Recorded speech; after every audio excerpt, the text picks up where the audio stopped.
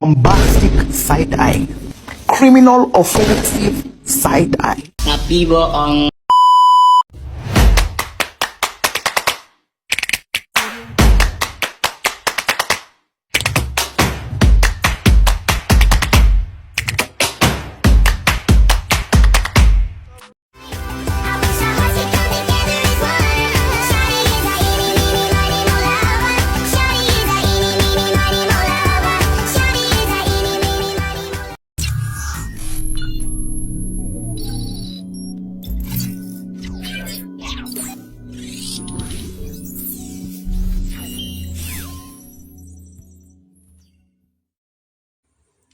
Assalamualaikum warahmatullahi wabarakatuh.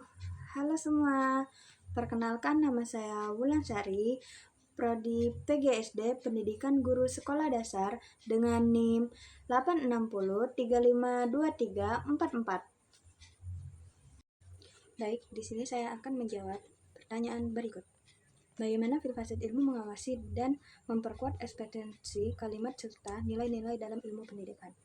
Yaitu seperti filsafat ilmu berfungsi sebagai landasan pikiran, standar kebenaran, dan pedoman nilai sebagai setiap cabang sebuah ilmu, termasuk ilmu pendidikan.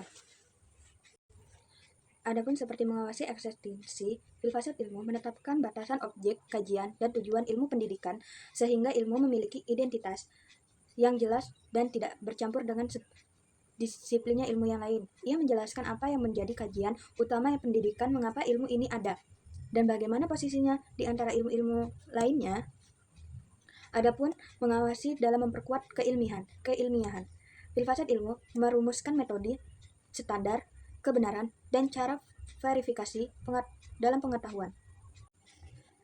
Adapun mengawasi dan memperkuat keilmiahan. Filsafat ilmu merumuskan metode, standar, verifikasi kebenaran dengan cara pengetahuan dalam pendidikan. Ini berarti setiap teori, konsep, atau temuan harus diperoleh melalui cara yang sistematis, logis, tertuji, dan dapat dipertanggungjawabkan sehingga terhindar dari pendapat semata atau anggapan yang tidak berdasarkan.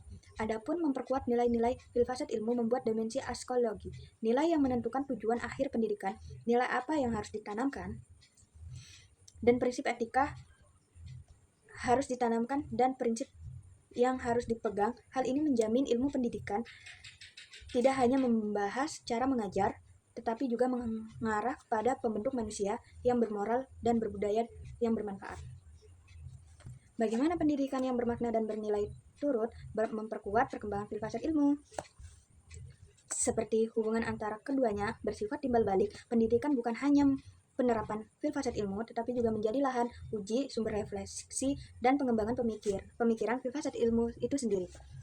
Jadi, sebagai lahan penerapan dan ujian kebenaran, konsep-konsep filsafat ilmu tentang hakikat pengetahuan, cara memperoleh pengetahuan, yaitu dengan tertuju pengetahuan diuji keberlakuan dalam praktik pendidikan.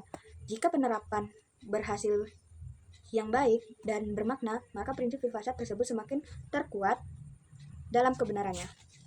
Dan adapun menjadi sumber pertanyaan dan refleksi tentang apa sih masalahnya, yaitu tantangan, masalah, dan kebutuhan nyata dalam pendidikan melahirkan pertanyaan-pertanyaan mendasar seperti apa itu pengetahuan, yang benar, bagaimana manusia belajar, apa tujuan akhir pendidikan.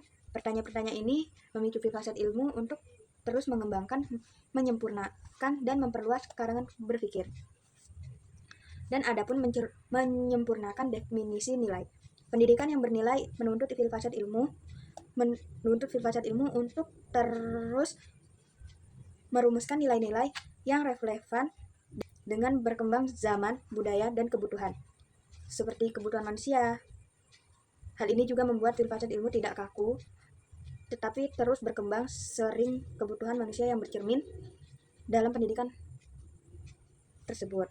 Yaitu mengapa filsafat ilmu dapat sebagai pisau analisis seperti otonologi, epistemologi, aksiologi dalam membedah persoalan-persoalan pendidikan, yaitu seperti istilah pisau analisis. Berarti filsafat ilmu memiliki kemampuan untuk membedah, mengurai, dan memahami akar masalah secara mendalam, secara melalui 3 pilar utama otonologi, epistemologi, dan aksiologi.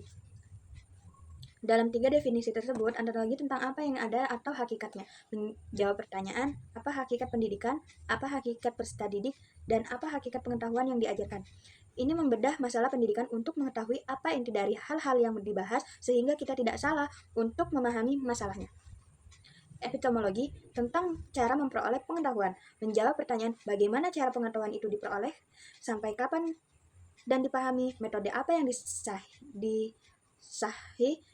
Ini membedah cara kerja pendidikan, apakah proses benar, logis, dan efektif. Dan yang terakhir, aksiologi tentang nilai dan tujuan, menjawab pertanyaan untuk apa pendidikan ini dilakukan, nilai apa yang ingin dicapai, apa manfaat, dan bermoral. Ini membedah tujuan dan makna pendidikan. Segala aktivitas pendidikan menilai positif tujuan yang jelas. Jadi, dari 3 tersebut seperti ontologi, epistemologi, dan aksiologi. 3 itu karena mampu membedah masalah secara mendasar. Ketiga sisi ini dapat mengubah filsafat ilmu berfungsi persis seperti pisau analisis yang mengurangi seperti sampai ke akarnya. Contoh konkret penerapan filsafat ilmu dalam praktik pendidikan, yaitu seperti apa ya? Yaitu seperti penerapan filsafat ilmu terlihat jelas dalam penyusunan kebijakan, penyusunan kurikulum, hingga cara mengajar di kelas yang selalu berlandasan pemikiran otonologi, epistemologi, dan aksiologi. Adapun contoh-contohnya seperti dalam kebijakan pendidikan, yaitu seperti otonologi berpijak dalam pandangan bahwa manusia bukan hanyalah makhluk yang berakal, tetapi juga manusia berperasaan dan bermoral. 2. Epistemologi menetapkan bahwa penanaman karakter tidak hanya lewat teori tetapi lewat keteladanan, pembahasan, dan pengalaman yang nyata. Dan yang terakhir, aksiologi tujuan membentuk manusia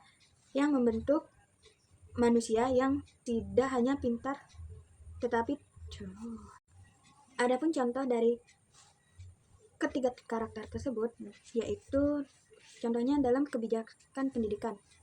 Seperti otonologi berpijak pada pandangan bahwa manusia bukan hanyalah makhluk yang berakal, tetapi manusia juga makhluk yang berperasaan dan bermoral. Dan epistemologi menetapkan bahwa penanaman karakter tidak hanya lewat teori, tetapi lewat keteladanan, pembahasan, dan pengalaman yang nyata. Aksiologi manusia membentuk yang tidak hanya pintar tetapi jujur, bertanggung jawab, dan beretika. Mungkin itulah jawaban dan penjelasan saya. Mungkin banyak yang kurang jelas. Kurang lebihnya saya minta maaf. Bye-bye.